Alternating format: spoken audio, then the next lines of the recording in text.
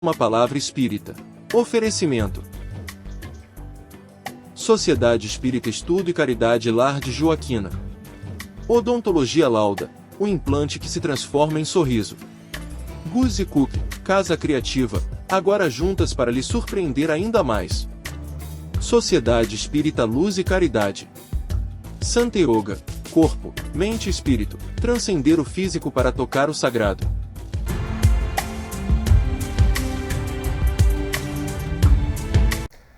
Estou iniciando o programa Palavra Espírita de hoje com uma pergunta para você. Sobre Deus, qual a pergunta mais correta a se fazer? É quem é Deus ou o que é Deus? Se você quer saber, não saia daí. E com esses questionamentos, agora sim estou iniciando pela TV Santa Maria, canal 19 da NET, mais um programa Palavra Espírita. Agradecendo aos nossos apoiadores culturais, Sociedade Espírita Estudo e Caridade, Lar de Joaquina, Odontologia Lauda, o implante que se transforma em sorriso, Guzzi Cook, Casa Criativa, agora juntas para lhe surpreender ainda mais, Sociedade Espírita Luz e Caridade, situada na rua João Schwetz, número 181, no bairro Rossato, aqui em Santa Maria, e Santa Yoga, onde você serenamente equilibra as emoções e fortalece o corpo. Porém, antes de iniciar propriamente dito o meu comentário de hoje, aliás, como eu sempre faço, eu peço a você que está me assistindo, que se inscreva no canal e além de se inscrever, curta e também compartilhe o nosso conteúdo para que a gente possa levar o aspecto doutrinário da doutrina espírita, os preceitos e fundamentalmente a lógica espírita para muito mais pessoas. E também não esqueça de ativar o sininho que aparece aí no seu rodapé para você receber vídeo novo assim que sair. Bem, dito isso, quero também agora mandar um abraço muito fraterno para Lúcia Helena Druzian, que outro dia me abordou em um restaurante da cidade e disse que assiste o programa e que gosta. Então, só posso agradecer muito carinhosamente para a Lúcia pela audiência e pelas palavras carinhosas. Esses gestos semelhantes ao da Lúcia é que servem de combustível para a gente continuar. Lúcia, muito obrigado. Bem, agora sim, inicio o meu papo sobre Deus, dizendo algo que talvez até você não concorde, e mais do que isso, talvez até você não goste.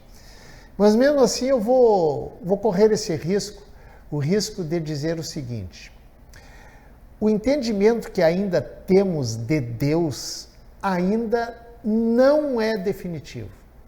E digo mais, ainda está muito longe de ser, se é que algum dia chegaremos a saber. Por isso, eu digo que o nosso conhecimento a respeito de Deus está em evolução. Aliás, está em constante evolução.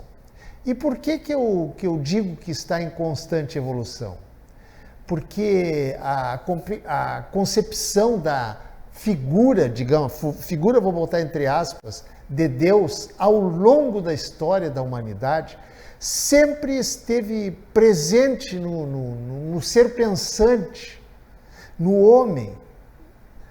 Agora, se você fizer uma retrospectiva na história da humanidade, você vai constatar, você vai perceber que o conceito de Deus se modificou ao longo da história dessa mesma humanidade. Claro que eu não vou fazer aqui uma retrospectiva cansativa sobre a evolução de Deus, da figura de Deus, ao longo dos milênios, em que os povos da antiguidade tiveram muitos deuses que foram aceitos por um determinado período, mas que, com o passar do tempo, esses deuses foram sendo abandonados, foram cedendo lugar, na medida em que deixaram de atender às necessidades das pessoas e dos seus grupos sociais.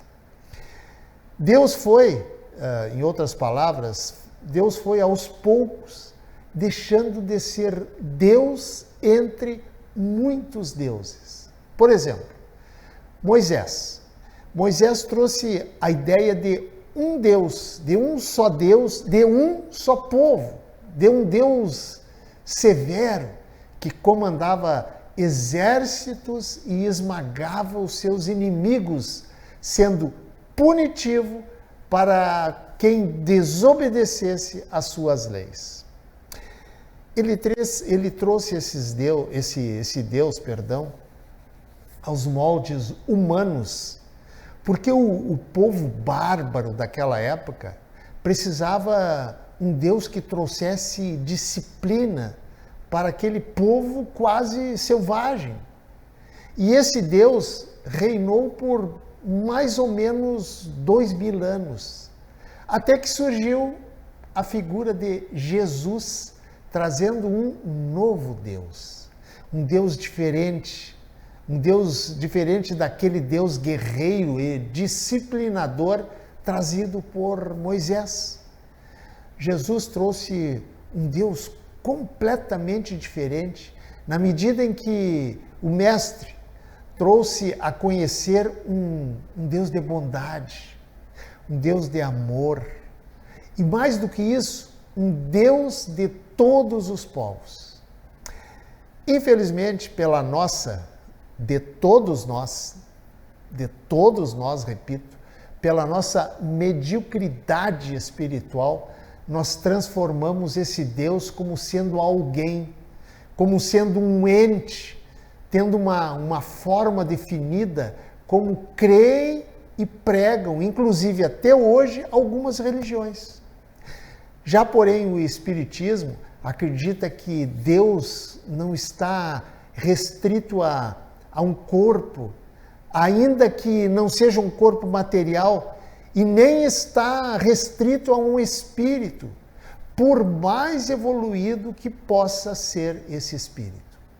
E mais, Deus não está no céu, Deus não está nos templos suntuosos e cheios de luxos e riquezas materiais de algumas correntes religiosas. E mais ainda, Deus não determina comportamentos e nem regras a serem seguidas. Outra coisa, Deus não se ofende. Deus não precisa ser agradado. Deus não precisa ser bajulado. Deus não vigia. Deus não fiscaliza. Deus não aceita oferendas, sacrifícios e nem promessas aos moldes do velho hábito humano do toma lá, dá cá. Deus não condena, mas também não concede graça, nem dom e nem favores a quem quer que seja.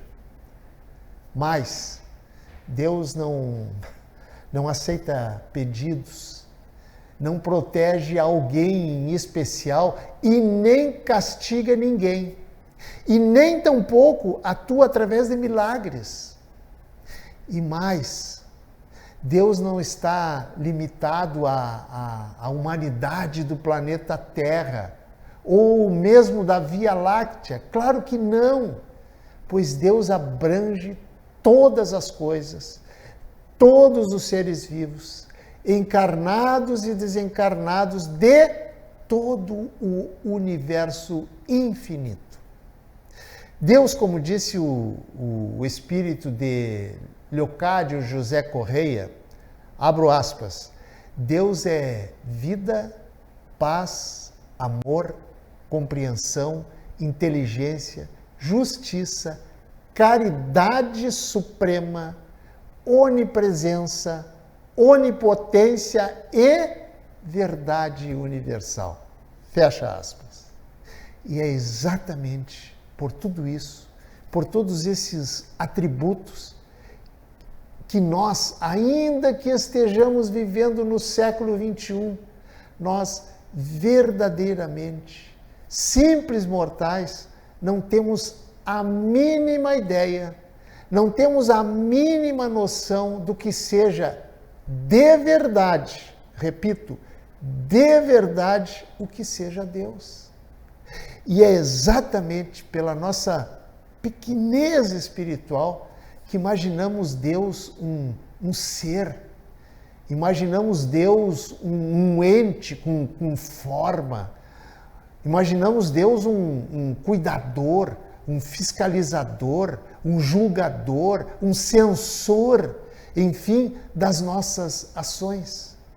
Repito, é que somos ainda muito pequenos em conhecimento fora do nosso mundinho material.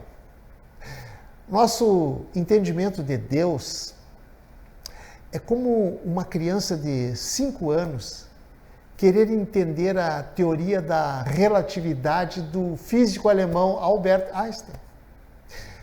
Um dia, porém, essa criança, à medida que for crescendo, for adquirindo conhecimento de algumas leis da ciência e estudando muito, adquirindo conhecimento, aí sim ela poderá, por que não, entender a teoria do físico alemão.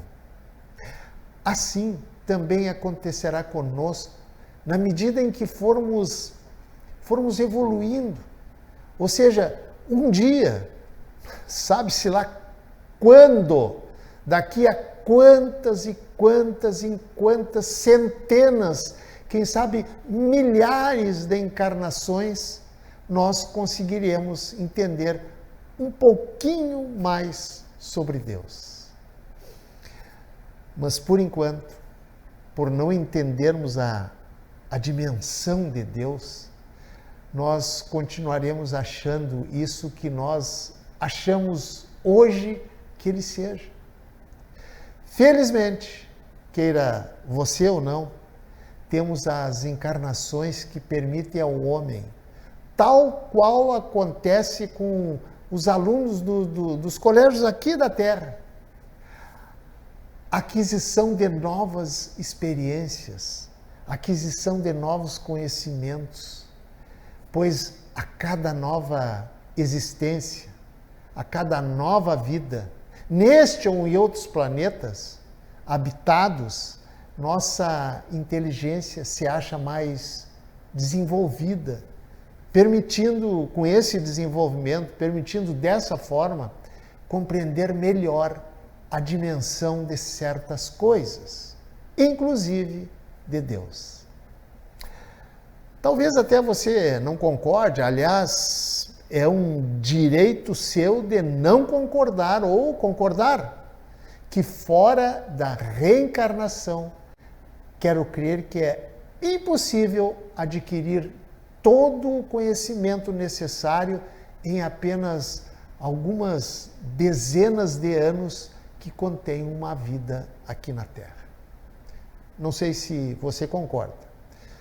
Se você, porém, volto a repetir, que é um direito seu, não acredita em reencarnação, ok, tudo certo.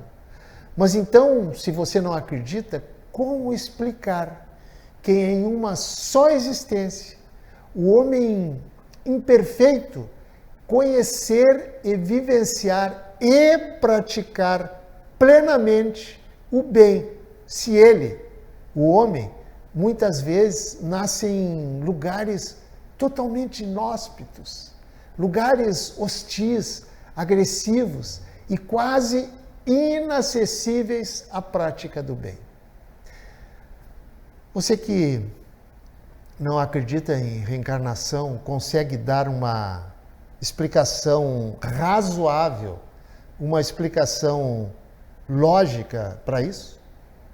Por isso, a nós é dado a chance de milhares de encarnações.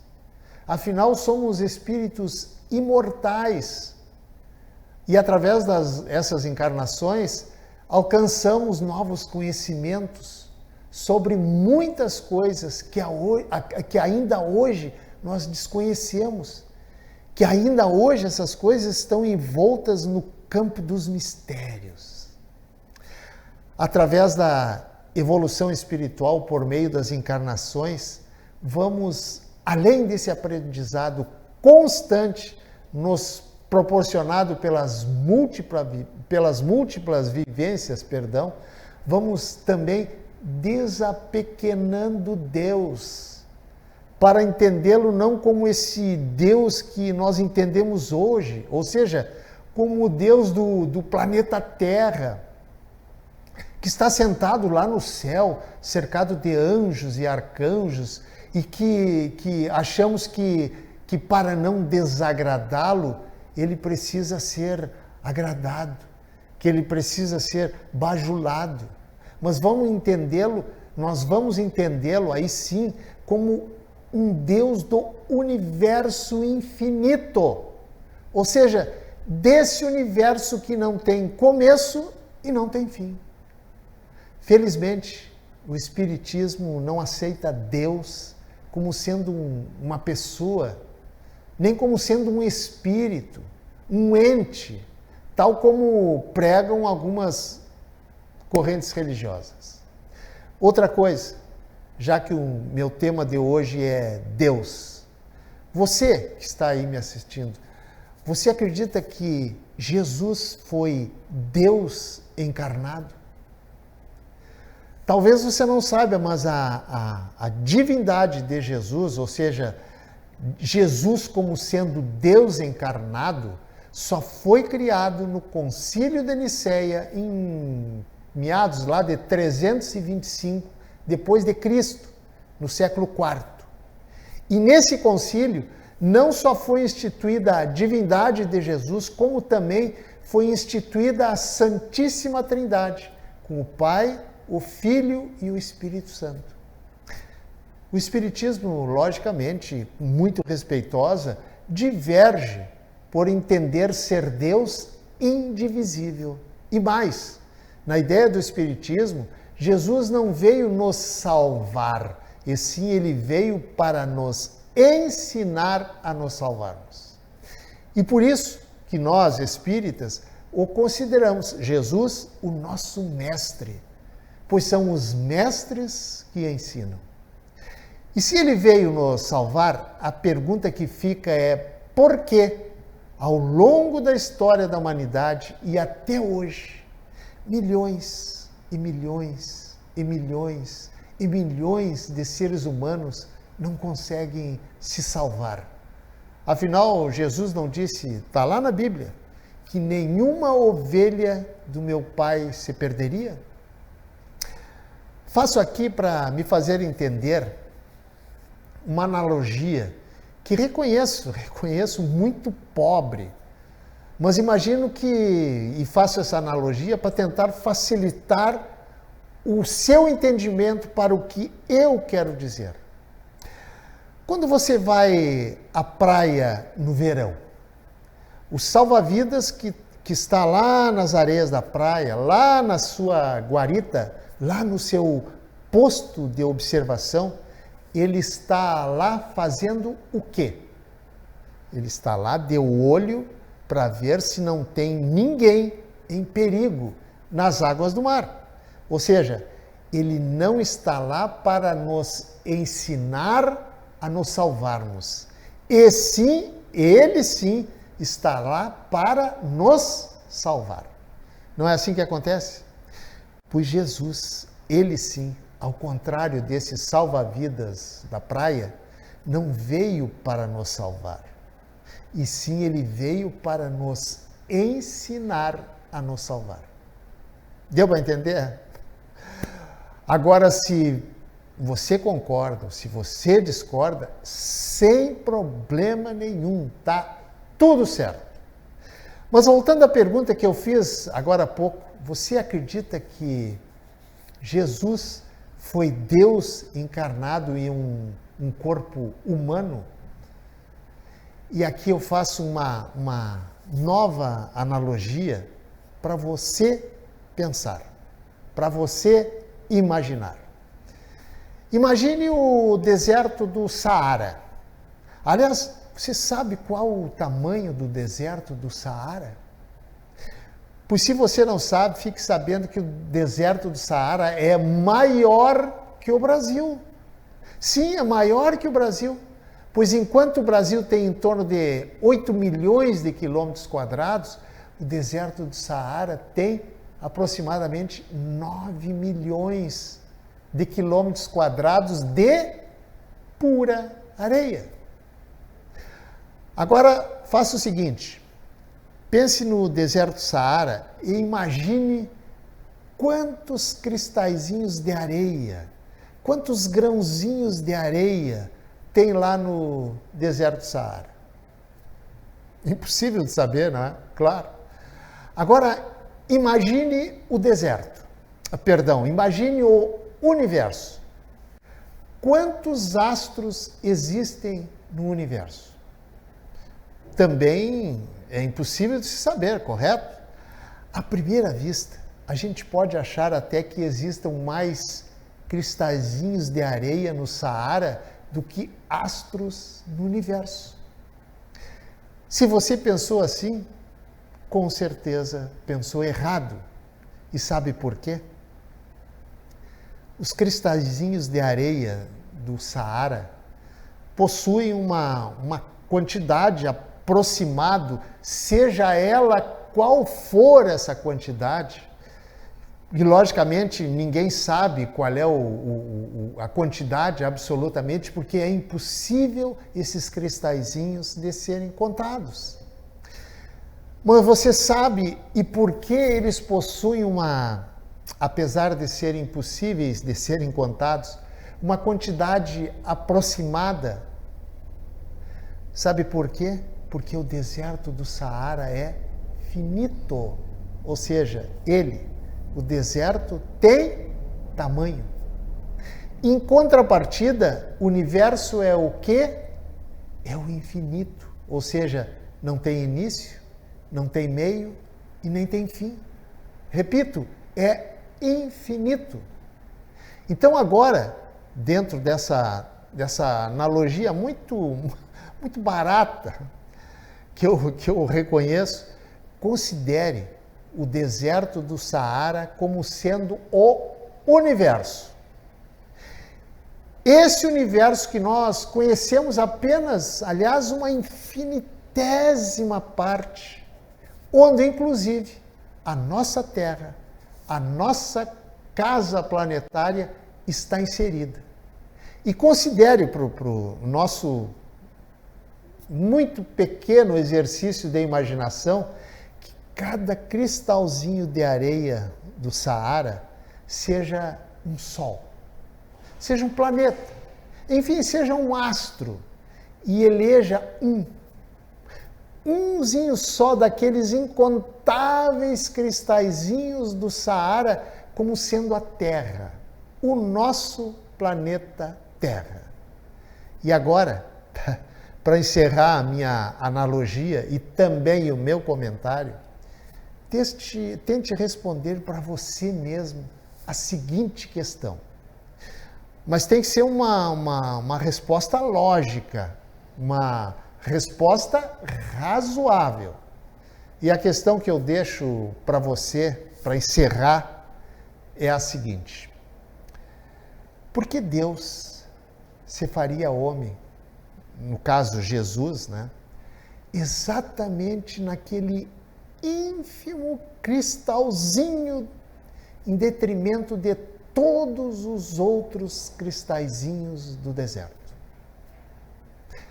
Você acha que tem alguma lógica? Você acha que tem alguma razoabilidade nisso? Pense nisso. E se quiser, responda nos comentários disponíveis na página do programa, no Facebook ou no YouTube. Muito obrigado, um abraço e até o nosso próximo encontro. Tchau! Programa Palavra Espírita. Oferecimento: Sociedade Espírita Estudo e Caridade Lar de Joaquina. Odontologia Lauda, o implante que se transforma em sorriso. Guzzi Cook, Casa Criativa, agora juntas para lhe surpreender ainda mais. Sociedade Espírita Luz e Caridade. Santa Yoga, corpo, mente e espírito, transcender o físico para tocar o sagrado.